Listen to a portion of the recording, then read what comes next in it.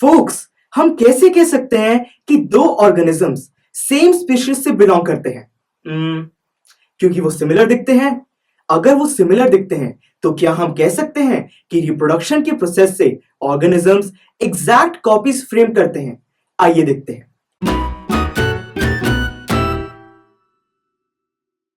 Hello everyone, Divyam here from BUStack. This is second lecture of biology chapter How do organisms reproduce?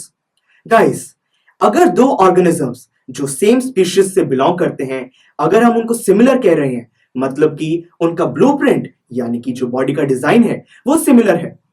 Blueprint का यहां पर मतलब है body design. जैसे कि हर बिल्डिंग की कंस्ट्रक्शन से पहले हम एक बिल्डिंग का ब्लूप्रिंट तैयार करते हैं, मतलब कि हर फ्लोर के हर सेक्शंस का हम एक लेआउट तैयार करते हैं। ऐसा ही एक ब्लूप्रिंट हमारी बॉडी का भी होता है, जिसके अंदर बॉडी डिजाइन इंफॉर्मेशन होती है। गाइस, हमारी बॉडी के हर सेल में ये इंफॉर्मेशन प्रेजेंट है और इसी को हम कहते हैं डीएनए यानी कि deoxyribo nucleic acid. Sir, so I think कि रिप्रोडक्शन के प्रोसेस में जो डीएनए है उसको कॉपी किया जाता होगा और जो कॉपी डीएनए है उससे एक नया ऑर्गेनिज्म डेवलप होता होगा। बिल्कुल, और यही कॉपी डीएनए बेबी का बॉडी डिजाइन फ्रेम करता है। तो इसीलिए हम कह सकते हैं कि दो ऑर्गेनिजम्स जो सेम स्पीशीज से बिलोंग करते हैं वो सिमिलर दिखते हैं। गाइस, ये जो डीएनए कॉपिंग का प्रोसेस है ये हमारी बॉडी में एक केमिकल रिएक्शन के थ्रू किया जाता है। और फ्रेंड्स, कोई भी बायोकेमिकल प्रोसेस 100% एक्यूरेट नहीं होता, मतलब कि डीएनए कॉपिंग के प्रोसेस में कुछ वेरिएशंस जरूर आ जाती हैं, पर ये जो वेरिएशंस हैं इनसे बॉडी के कुछ डिजाइन में कोई ड्रास्टिक चेंज नहीं आता, बल्कि ये जो वेरिएशंस हैं ये कहीं ना कहीं इंपॉर्टेंट भी हैं। टीचर, वेरिएशंस इंपॉर्टेंट कैसे हो सकती हैं? स्टूडेंट्स, इसको हम एक एग्जाम्पल के थ्रू समझते हैं।